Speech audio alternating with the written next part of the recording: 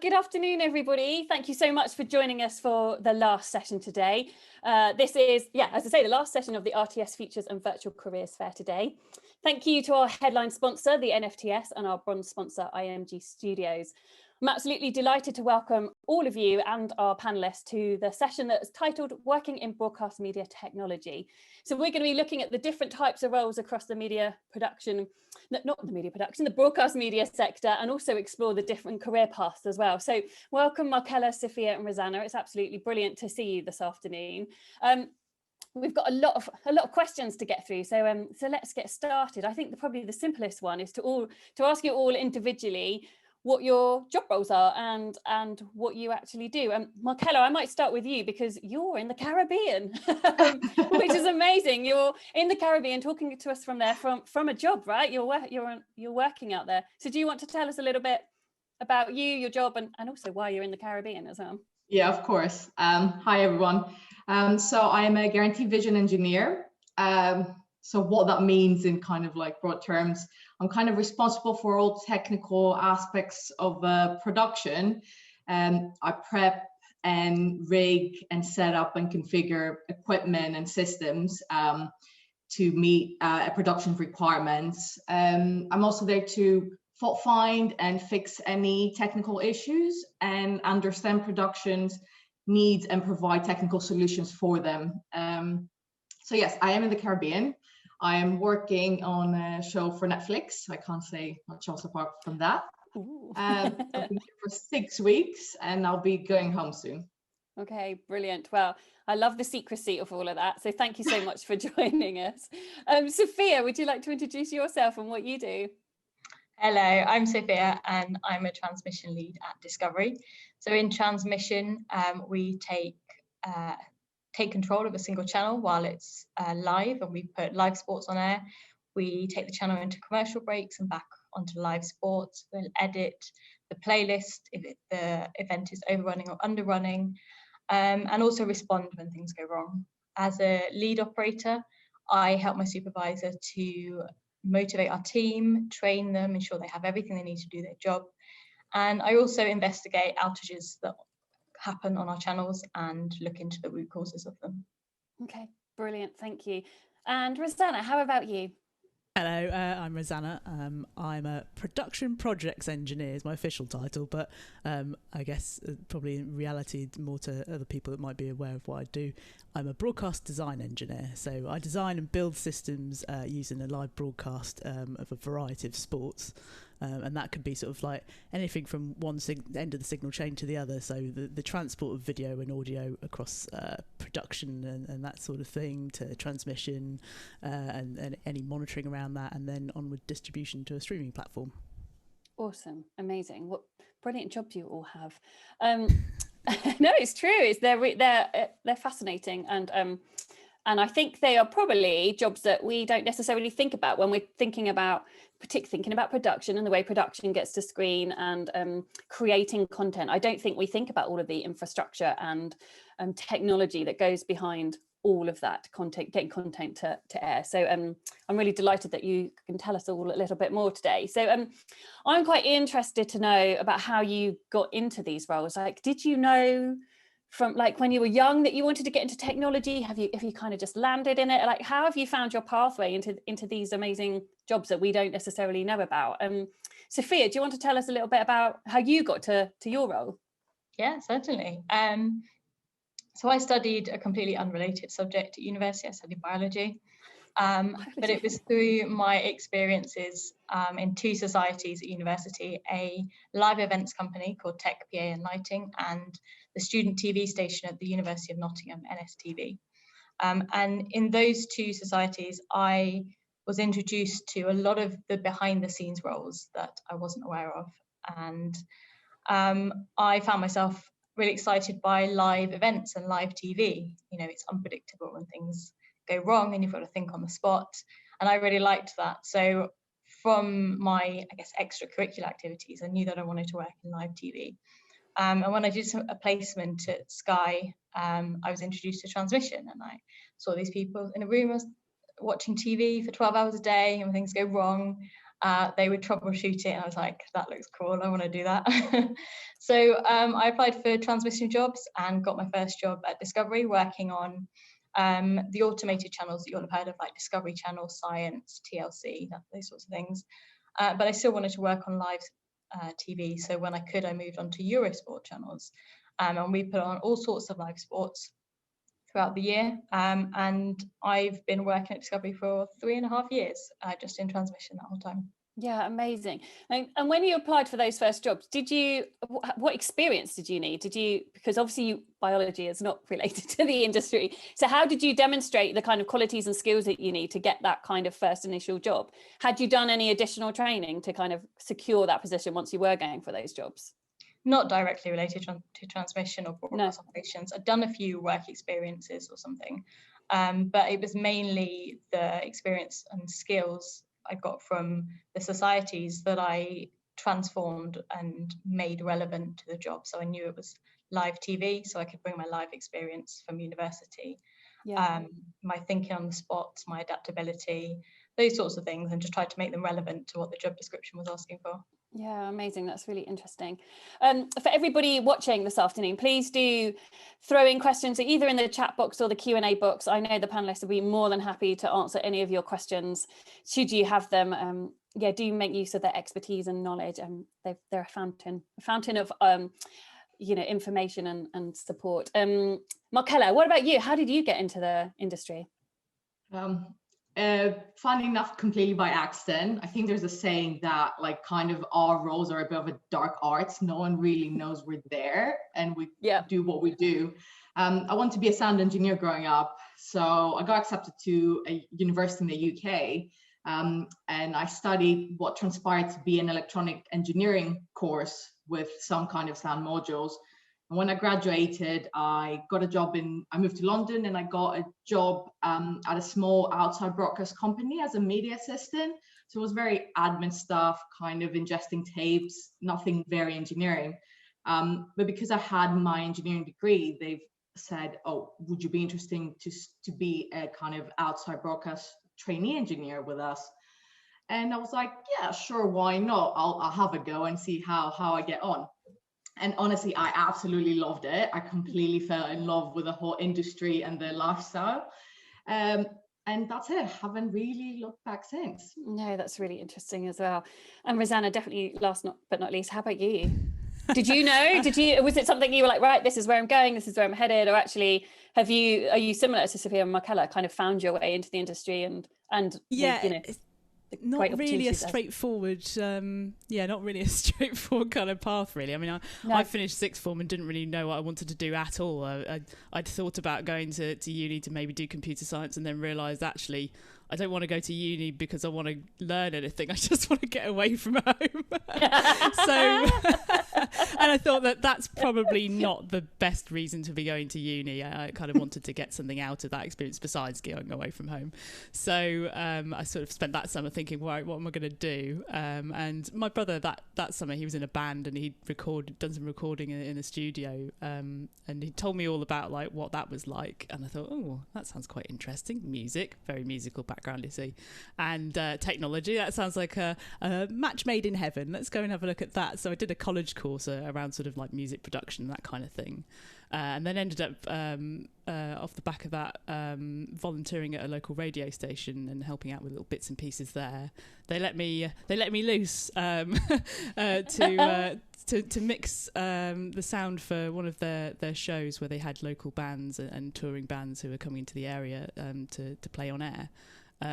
So they literally just let me go. Here's a mixer. Here's some microphones. Off you go. Amazing. And that was my first experience of broadcast. Really, it just sort of like went on from there. I still kept the whole sort of music tech was like the main focus for me, and I went on to uni to study that. And there were some modules that were relating to TV and film. And then, I think it was even with the music stuff, it was all about the live thing for me. I just really enjoyed that energy and that sort of immediacy of like, oh my God, this has to work now. Yeah, and that's all you've got that. All three of you've got that, haven't you? That kind of live element, and the excitement, the adrenaline, the camaraderie that goes with making that happen. Yeah, and so my focus is, from the start has been sort of sound, and that's kind of like I still see that as a core part of me and like my interests. But yeah, the first job in broadcast after uni was as a technical operator, working on the horse racing. So one shift I might be mixing the sound for some horse racing, and the next day I might be doing like the instant replays, or I might be doing some vision mixing for that. So it was more around that gallery production kind of thing, the live production stuff. And then as for engineering, that sort of came a little bit later when I realised, I'm getting really interested in all this sort of side and asking lots of questions, and my colleagues sort of noticing, do you want to be an engineer? I know, that's really interesting, isn't it? That actually all of you have kind of ended up kind of in terms of technical roles kind of not going, right, this is where I'm headed. You've ended up finding your way there. We've got so many questions coming in. I'm really so I'm gonna move on to them, because I'd much rather we answered everybody's questions than answered the questions that I had planned for you, and they're brilliant questions. So we've got two questions that are pretty similar, actually. So one has said, what's your experience of being like as women working in the industry? And then another question is, how do you feel as women in your roles? I'm on a film course and the majority of students are boys. I often feel it's difficult to form groups and be involved in conversations because the girls are often left out on our course. So they're kind of similar. So right around being a woman working in the industry, and also I suppose that direct question around being one of the only, or limited amount of women on a course. Markela, how about you? How do you find being a woman working in the industry? I think the difference is quite noticeable. Even like in my company, it's like 60 engineers and 3 of them are women. I think it has its challenges for sure. I've often felt that I wasn't being necessarily heard or being dismissed. But kind of don't give up and try to stand your ground and be vocal. And if you're feeling that you're being left out, say, I'm really sorry, could you kind of join in? I feel like you guys are not involving me. But it's definitely getting so much better compared to when I started in the industry 7 years ago. So much better. Yeah, good. Sophia, how about you?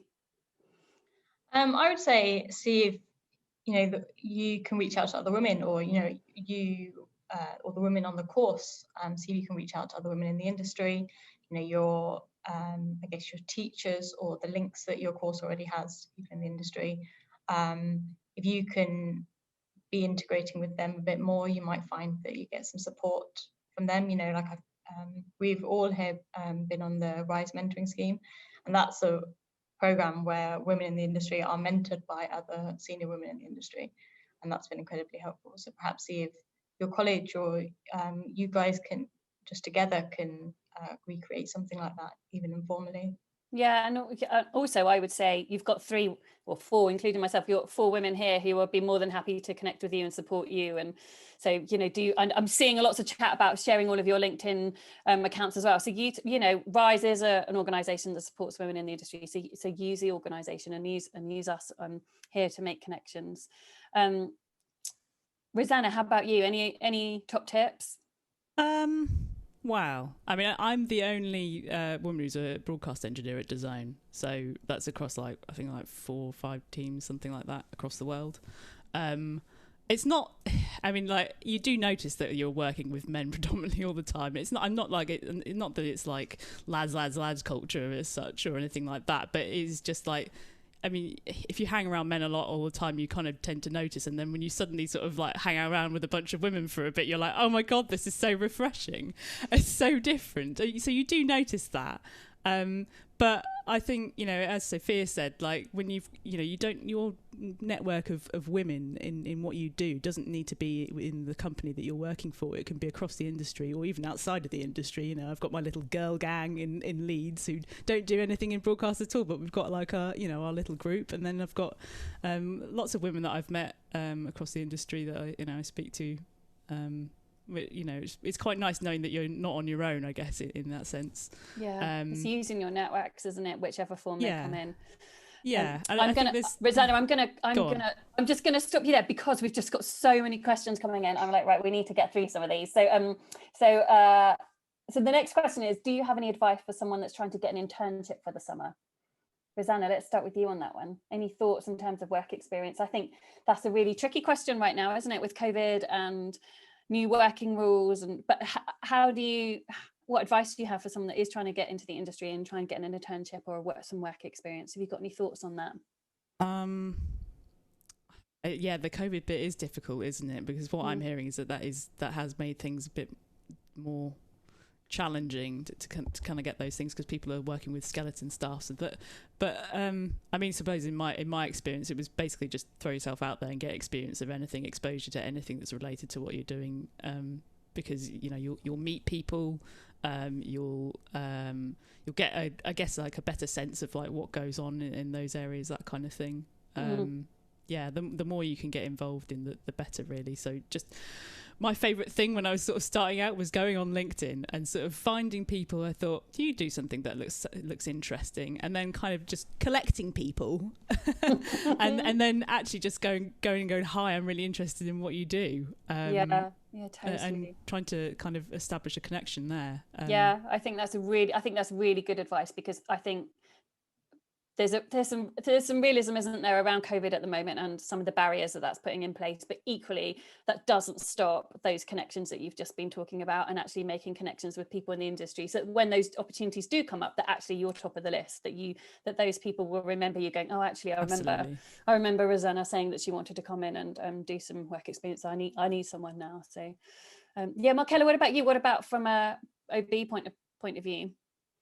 Funny enough, I was going to say something very non-technical. I think because there's so many applicants and so many people trying to get into TV, it's very important to be original, to be yourself, and be very passionate. At least in my experience, employers have always kind of appreciated how enthusiastic I am and how willing I am to kind of like get stuck in. So I think that's quite important, to show your personality, because most often companies don't just want someone who has the skills and the knowledge. They want an all-arounded person, a good kind of team player.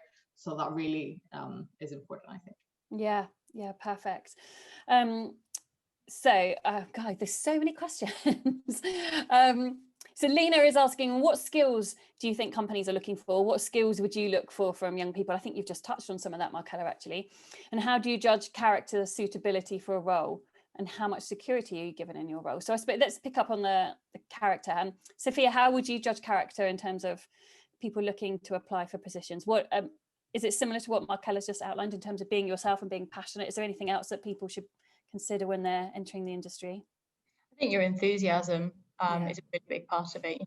Showing your interest, not just in some interview or application process, but if you've got proof of your enthusiasm, from work that you've created or experiences you tried to make yourself, in your school, in your college, university, or whatever, all of that comes through. You've got to make that come through on your CV or application process. Yeah. But I also think curiosity as well. I really think a big part of my success so far is that I'm really curious and want to learn, and I ask lots of questions. And that comes across as enthusiasm as well. And I think that really helps. Yeah, definitely. Okay, another question from Kat.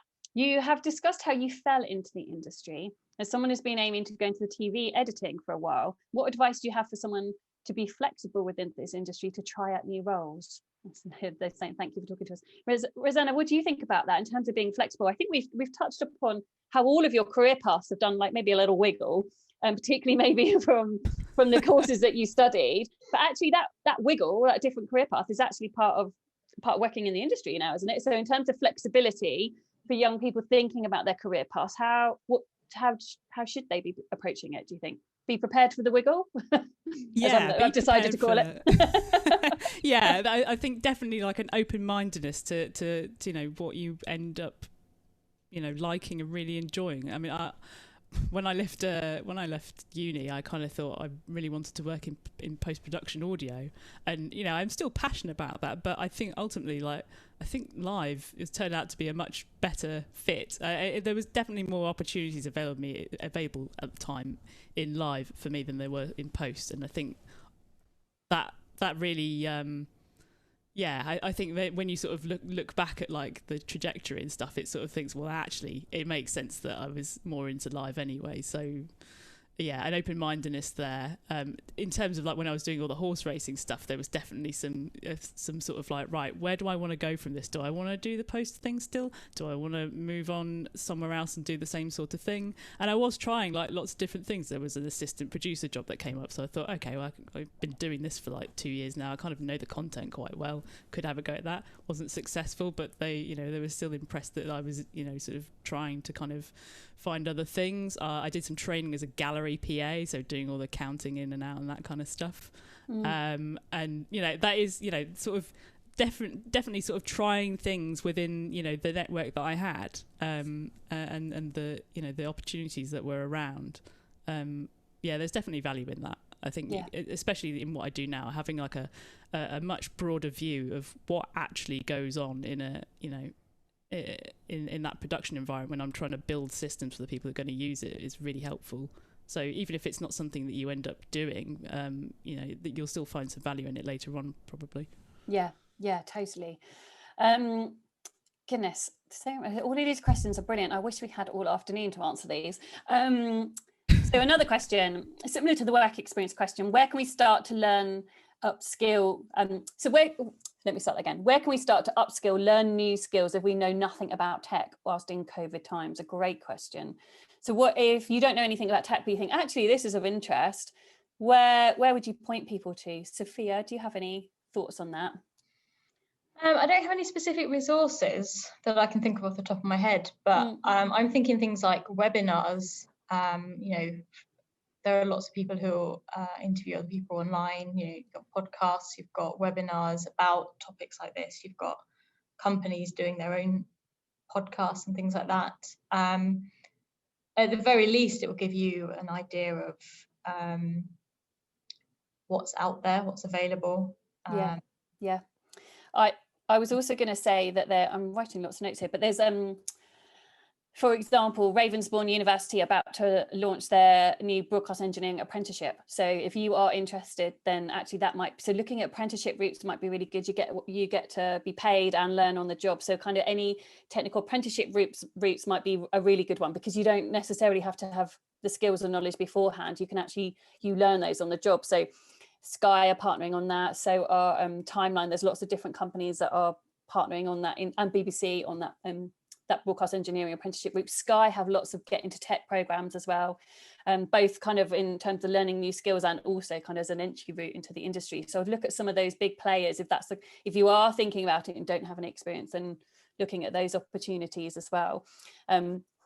And as Sophia just said, there's organisations, so there's the DPP, the IABM, as Sophia was just saying, they run lots and lots and lots of webinars and reports. SVGW. I saw somebody, I think there's been some comments coming in about sports and sports commentators and sports production. So SVG and SVGW is a really great place for getting information and understanding kind of the sports production arena and the sports broadcast arena as well. So definitely look out for them as an organisation too. Awesome. Okay, thank you. So next question. I had 1 week of work experience for a production company 3 years ago. I emailed them afterwards saying I'd love to work with them again in the future. Is it worth emailing them now speculatively? Markela, what do you think in terms of if you have had some work experience, whether that's for a production company or for someone else, what do you think are the best steps forward? I wouldn't pigeonhole myself to just that one company. I think you can take that experience you had with them, send like an email, like not like a catch up because it's been 3 years, but kind of like send an email to them and maybe other similar companies, and see maybe if they have any other availability for not training necessarily, but again, kind of like help them out, go out a few days in their like workshop or in their company. Obviously now with COVID, it's all a bit restricted. I think that's it. Yeah, okay, perfect. So another question, any advice for standing up for yourself in the industry as someone who's a bit shy? That's a really great question. Rosanna, have you got any tips for someone that might be a bit shy and just how to make yourself stand out? Because it can be daunting, can't it? There are big personalities working across the TV and film sector, but particularly in the broadcast sector. If you are shy, are there any tips, do you think, in terms of getting across and expressing your skill set and your potential? Well, actually, I mean, the fact that I'm doing this now versus like how I was at school, it's a massive jump, because I was quite shy when I was at school. Were you? You wouldn't know now, would you? No, but isn't that amazing though? How brilliant that someone who's shy probably would find coming on a webinar quite daunting. So if you told your younger self that you were going to do that, I think you. Yeah. I think it's great that you're identifying that as something that you want to work on, because I did the same thing when I realised I wanted to do sound, and I knew I'd be working with people and having to kind of figure out what they wanted and talk to them, that kind of thing. I realised this is going to be a problem if I can't, or if I don't feel as confident. And my way of addressing that at the time was I decided to go and get a bar job. Because all you have to do all day, you're literally talking to people, and it wasn't a particularly busy bar, which in some ways meant that you were actually sat there talking to people a lot more than you would. So I think doing things that push you out of that comfort zone and force you to kind of be used to doing that really helped massively. Yeah. The other thing is, I was talking to someone the other day about this, and we sort of came to the conclusion that actually, like, my career is sort of like had it's kind of gone the path that it has through defiance. So when someone said no to me, I've basically done the opposite anyway. So someone said to me, "Oh, you can't be an engineer, Rosanna. You haven't studied this, this, and this." And well, I'm going to go and do it. So I did. Exactly. Prove them otherwise. I think that's I think getting used to talking to people is I think that's a really good thing to practice, isn't it? Because actually the industry, you can have jobs that are more isolated and you work on your own, but actually, even if you have those roles as an engineer, like a design engineer, then you still need to work collaboratively across different departments and across your team. So actually getting used to talking to people is really, I think that's a really invaluable piece of advice, and just starting to build up your network. So without a doubt, there are shy people working in the industry. Definitely. And obviously I didn't know that about you when I asked you that question. So I obviously so that was a good one for you. So some of the questions about Sophia answered that. Yes, SVG Europe, that's the sports broadcasting one. Thanks, Sophia, for putting that in. And then I saw one that came in for me actually that says I wasn't actually intending to answer any questions, but I will answer this one about balancing being a parent and work-life balance. What are my top tips? I think top tips are just having a great employer and talking to your employer about the balances that you need to have. I think COVID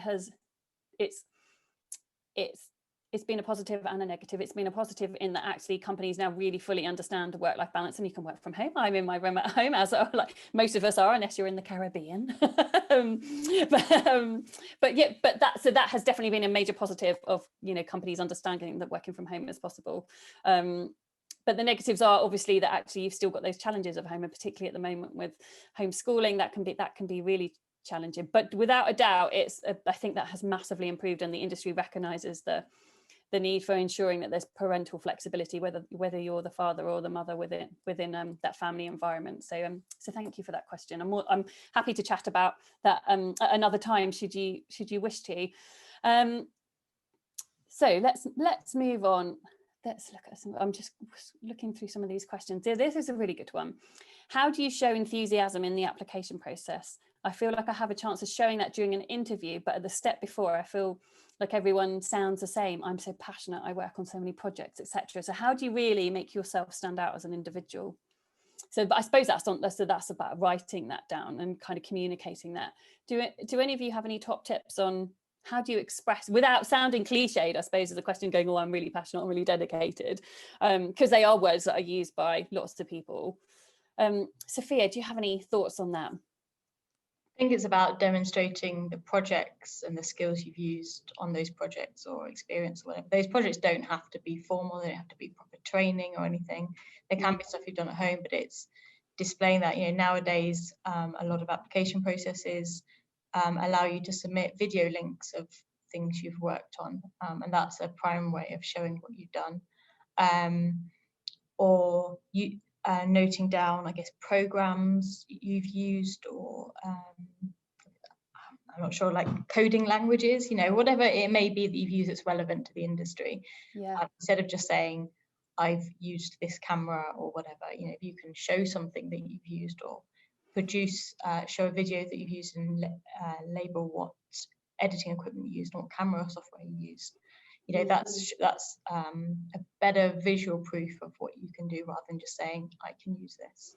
Yeah, maybe kind of demonstrating your understanding of some of the industry developments from if we're looking at technical roles from a technical perspective as well. There's a lot that's happened over the last year in 2020 with remote production, virtual production. And technology has, you know, kind of what's the word accelerated. That's the word I'm looking for. Accelerated at a rate in knots because of COVID. So actually, just understanding some of those industry trends as well, and actually what that company has worked on, how has that changed over the last year? Kind of really understanding your grasp of them as a company. Markela, have you got any other tips for that? I think also in most applications, you send a cover letter as well. It's not just your CV. So I think you can be more expressive there about how passionate you are, even about the company you're kind of applying for. I think that's kind of showing interest in what they're doing and what excites you about them. That's also quite important. Yeah. And Rosanna, any other thoughts on that one? Yeah, it is mainly about being able to demonstrate it. I mean, but it doesn't necessarily need to be projects. I think an employer will be impressed that you kind of have a view of like what the industry's doing. So if you can show that you actually have an interest in that, you know, people Google you. So, so you know, if they find that your social media, like your Twitter, is just peppered with things about, I've you know, sort of joined this webinar from SVG about this technology, and I found it really interesting. You know, they're going to know that you are actually interested and passionate about it, because you're going out of your way to do something like that. Yeah. I think that, you know, that's usually, I'd say that's noteworthy. Yeah. Okay, great.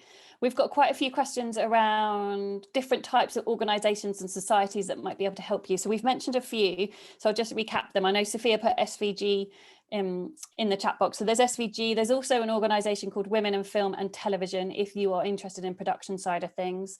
There is also Animated UK. I think I saw an animation question as well. So I'd definitely check out Animated UK. And there's an Animated Women UK as well. There is also RISE, the organisation that I run, RISE Women in Broadcast, the mentoring programme that we've just talked about. So that's RISE Women in Broadcast. So do check us out, and we're more than happy to try and support you in any way we can. We also talked about the DPP. We also talked about the IABM, and I'm sure there's many more as well. But there's lots and lots of industry organisations and societies that can support you in your path to enter the industry. Obviously the RTS who's hosting this as well today. Okay, so Zara asked a really important question. Do you see many ethnic minority women thriving in the industry?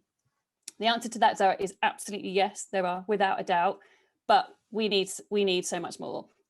This bit of the industry, the broadcast technology industry, it's not gender balanced, and it's definitely not ethnically balanced either. So it's one of the things that the industry really recognises and is really trying to change. So yes, absolutely, there are ethnic women thriving, without a doubt. We just need more. And RISE is really passionate about trying to encourage ethnic talent into the industry as well. And I'd love, you know, more than happy to chat to you about that as well, because we need more diversity in the industry. That's why RISE exists, and we want to see that happen. So I just wanted to make sure I answered that question. Michelle's asking, is there a way to reach out to each of you in the future? I think you'd all say yes, wouldn't you? Yeah, LinkedIn. Yeah, LinkedIn. Yeah, come find me. So yeah, perfect, Michelle. So just reach out to them all. Right, I think we've answered, Emma, I think we answered your question about making your CV stand out. So I think thinking about all of the types of projects that you've worked on, your skill sets, I think we've probably answered that one. These are great questions, everybody. What would you suggest to someone who's planning on taking a year out after university? Okay, so that person's had a year out, or is about to take a year out. Would you? So I'm not quite sure what the question is. Whether that's a good, I don't know whether the question is that a good idea or a bad idea, or if it's how to approach the industry once you have taken that year out. Markela, have you got any thoughts on if they have taken that year out, how do you then approach industry having had that year out? Let's take it from that perspective. I've never actually taken a gap year myself, so I cannot speak from personal experience, but I feel that an employer if there's a reason why you're doing it and kind of like gaining experience, or you can like package it in a nice kind of productive, constructive way of why you've had the gap year, I think most companies are absolutely fine with it. I also think taking a gap year doesn't mean you shouldn't be involved in anything at all. You can still like do webinars and participate in stuff, even if you don't really want to work straight after uni. Yeah, definitely. One of the questions I wanted to ask you was, why should everybody listening consider a career in this bit of the industry, that, you know, the technology bit of the industry? Why should people really think about this seriously? What is it that's so exciting that gets all of you three really excited about the industry? Sophia, do you want to answer that question first? Because it's exciting, it's always changing. We work in broadcast technology, so it's continuously developing. There's new technology, there's new things to learn, there's new ways to learn, and there's so many people who are happy to help you do that. Yeah. Rosanna, how about you? Yeah, it is really exciting. Like, in terms of technology, it's so progressive, mainly because there's lots of like high value contracts running off the back of it, so that yeah, it is very exciting. The problem solving, like the challenges change every day, and for me especially, like despite being the previously shy one, the people, honestly, like, because you end up working with so many very passionate people, and it's those people you just end up really enjoy working with, and really kind of make your day. Yeah, it is the people for sure. Yeah, Markela, how about you? Is it the people for you too? Yeah, I mean, we all know TV isn't really glamorous, but it's a lot of fun. It's a great fun, and it's exciting. And I completely agree with what Rosanna and Sophia have said about the kind of thrill of live telly, the technology, how exciting it is, and kind of that progression. And then like every day is a school day. You learn every day, and you're always on your feet, which is great. Yeah, definitely. And what have you learned about the industry during your career? Markela, maybe we'll come straight back to you for that one. What have you learned about the industry that maybe you didn't think about when you first started? So I think that this industry can seem quite intimidating and a bit hard, but I think it's the exact opposite. Everyone's like a massive, like big family. Everyone's a unity in unity, and it's great. Yeah. Being part of that and kind of making content and contributing in something millions of people might watch. Yeah. Sophia, how about you? I agree with what Markela says for sure, but for me it was also the scope of roles available in the industry. You know, I thought I got quite a lot of knowledge from my time at university, but being in the industry has shown me so much more. And as the more people I meet in the industry, the more I learn, you know, about what's out there.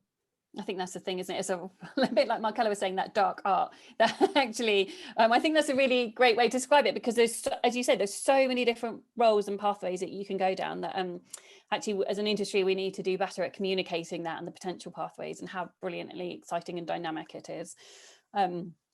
Great. So another question in from Lucy. Many of us are completing our degrees in lockdown. Do you have any tips for what to put on our job applications?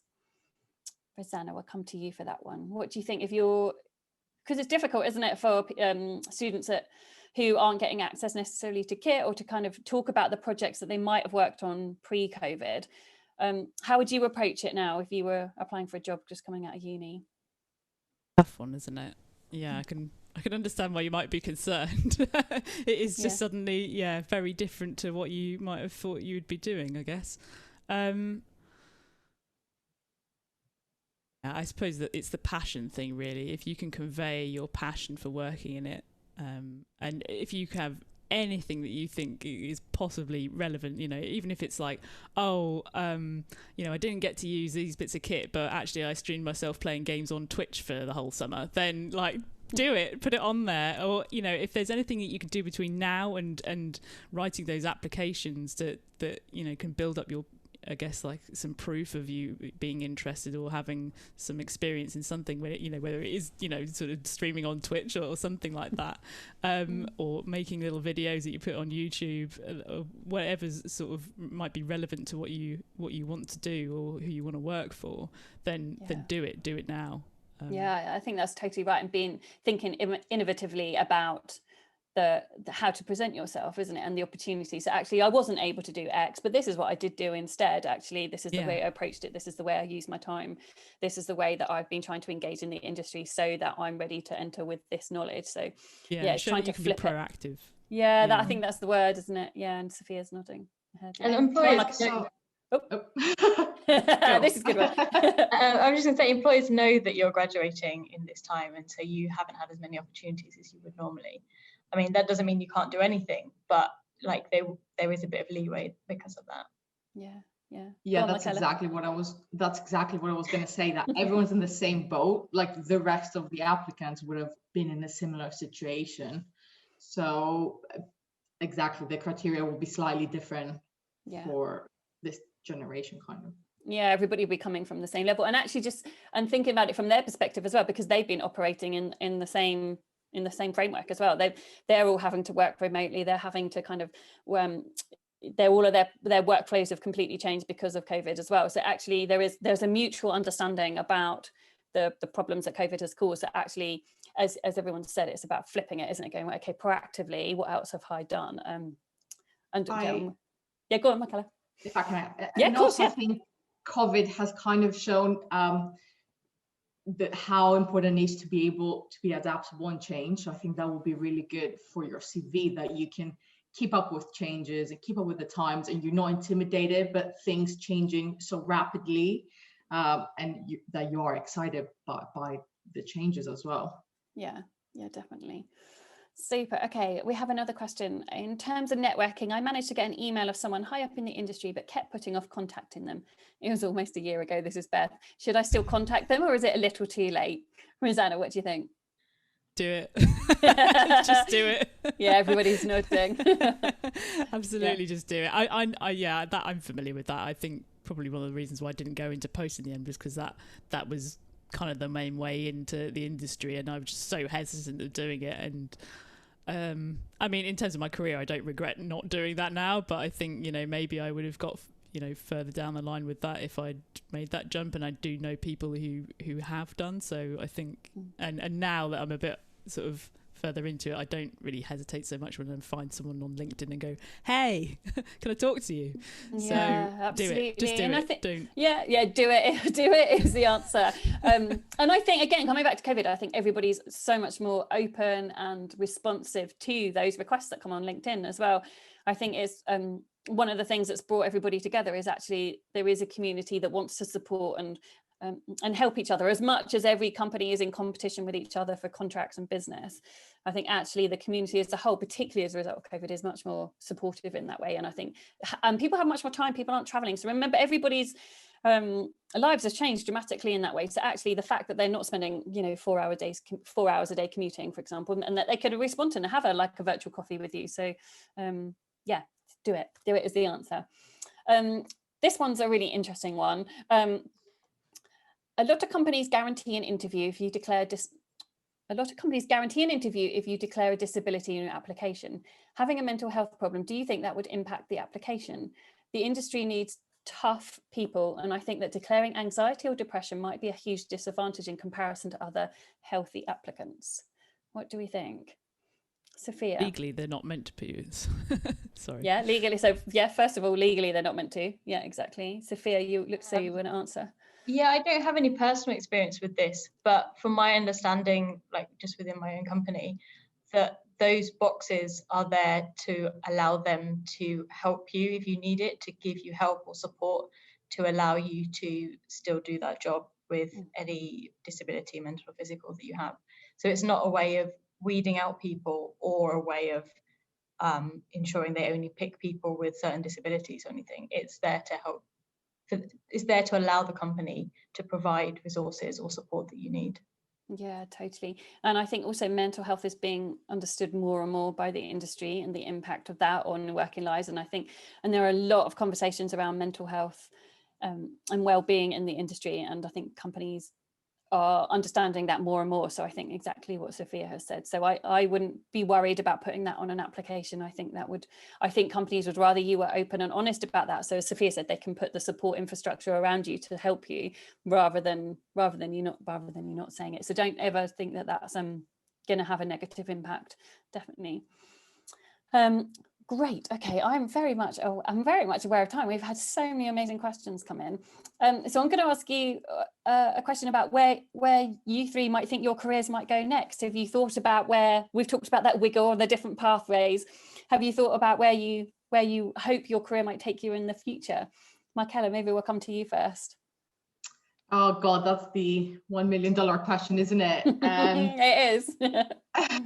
Obviously, there's a natural career progression in my role, at least, which is kind of become senior broadcast engineer, guarantee bigger OBs, kind of the Olympics, set up systems, bigger systems than I already do. But aside from that, I don't know. I think I would like to be kind of head of technology in a company, or help a company kind of build up from the ground. So maybe that's. But obviously goals change all the time. So do have a bigger picture, do have a goal, but you'll see they kind of keep on changing as the years go by. Yeah. Sophia, how about you?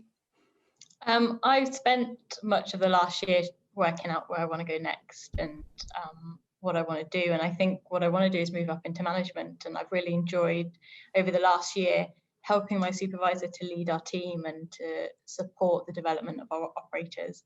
And I want to do more of that. Yeah, okay, brilliant. Rosanna, how about you? Well, like Sophia, I've also spent most of the last year trying to think about what that is next, and I still don't really have a clear answer. Well, that's all right though, isn't it? As well, I think that's okay to sometimes go, actually, I don't quite know yet, and I need to take some more time and think about. I think I'm aware that there's, that with that sort of progression comes things like responsibility, whether that's like for people or whether that's for like on the technical side of things, whether there's more responsibility, bigger projects, that kind of thing. Yeah. And usually with that ends up sort of being speaking to people that you're like, oh, I don't really talk to you usually, in a sort of like, oh, you're quite a big deal in whatever it is they do, and sort of making sure that I'm kind of comfortable with that, and I think I'm that's kind of, I guess I'm sort of like gathering the skills that I think I'm going to need as I progress, but aside from that, I think I really enjoy what I do now. And I've enjoyed all the, actually, like, every step of the way I've, got enjoyment out of what I've been doing. I think probably in some way it'd be ideal that I could carry on doing what I'm doing now, but dip in and out of doing the live stuff still as a please, really. Because I just, that as much as I do love the project stuff, the buzz of doing the live thing is always going to be so exciting. It's going to be there, in such a different way. Yeah. But being able to do that as I please is probably a nice way of doing it. Yeah, okay. Perfect. And then just to wrap up, I would love to know what your top tips are for everybody online for, just thinking about their pathways in the industry and how to approach it, whatever bit of the industry they'd like to get into.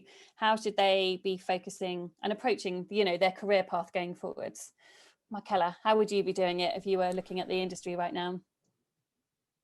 I think you have to be determined, like don't give up, and any obstacle is good. See it as an opportunity to learn. There's no success without failure, sort of thing. Mm-hmm. So yes, do not give up, do not be intimidated, and kind of keep chasing your kind of dream, sort of thing. And get involved, for sure. Get involved, networking, finding people, webinars, anything you can get your hands on. And with COVID, there's a lot of material available online and lots of opportunities online. There's lots of like action here. Do it, listen, sign up. And Sophia, you can do it. Yeah.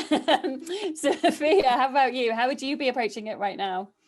Yeah, I'd be looking to get involved in various ways. The sorts that Markela mentioned. There's also local TV and radio stations, or things are still being filmed. Productions do still need runners or whatever those other entry-level roles are. And then also finding a way to show that enthusiasm when I do eventually go on to apply for a guess, internships or placements or first job. Yeah, okay, brilliant. And Rosanna, how about you? Don't take no for an answer. That's a very good one. If someone says no to you, like, don't let it dishearten you, because there is going to be someone who says yes to you. Yeah. And don't be afraid to reach out to people to find out what it is they do, because, you know, maybe one person doesn't have time to speak to you and you might not get a reply, but there is going to be someone who is, you know, really up for talking to you. Yeah, exactly. And particularly if you're not quite sure which job which path you might want to go down, then actually having those conversations is really going to help inform you, particularly as you can't meet people face to face at the moment. So I think, as we've been saying, kind of reach out to people on LinkedIn and you know, and I think similar to you, Rosanna, it's not, don't take no as an answer, because actually some people just miss messages on LinkedIn as well. So sometimes, like, if they haven't responded to you in like 2 weeks, just give them another nudge, because actually it's probably just slipped down. So definitely reach out to people and you know, take the opportunities that are there while people have got time as well. Like, people do definitely have much more time now to chat and have those informal conversations. We could chat to you all day, and we've definitely not got through anywhere near the amount of questions that have come through. Thank you everybody for submitting your questions. It's really great to be chatting to you. Markela, Rosanna and Sophia, thank you so much for your time today. It's absolutely brilliant to have you here and join us and to talk through all of your experiences and to get your advice and tips and suggestions. It's been really wonderful. So thank you so much. Thank you to our headline sponsor, the NFTS, and our bronze sponsor, IMG Studios, as well. Thank you again, everybody, for joining us. Make sure you follow these amazing women on LinkedIn, and I know that they'd be more than happy to chat to you afterwards. So thank you, everybody. Take care, and see you soon.